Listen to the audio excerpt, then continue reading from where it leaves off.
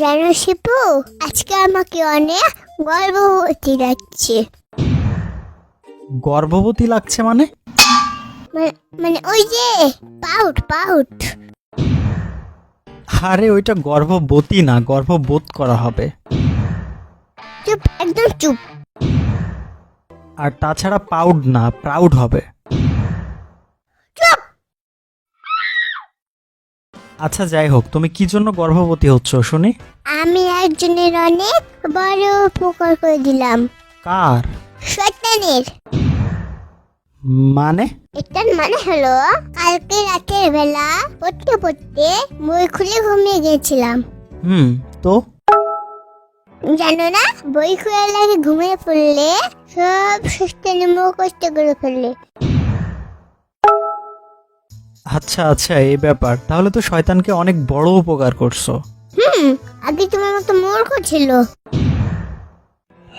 এখন তো প্রচুর শিক্ষিত হয়ে গেছে। অনেক মহৎ কাজ করে ফেলছো।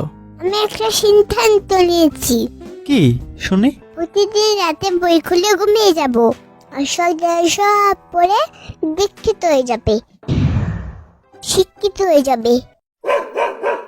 আচ্ছা এটা বুঝলাম, কিন্তু শয়তান যদি শিক্ষিত হয় তাহলে তোমার কি লাভ?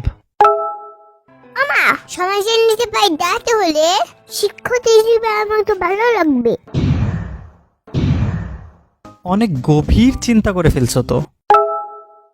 তবে আন্টিকে বলবো মাসিক একটা বেতনের ব্যবস্থা করে দাও। আচ্ছা এতক্ষণ সবই বুঝলাম, কিন্তু এই আন্টিটা আবার কে? সন্তানের আম্মু তোমার আন্টি। ওহো আচ্ছা আচ্ছা, এই ব্যাপার।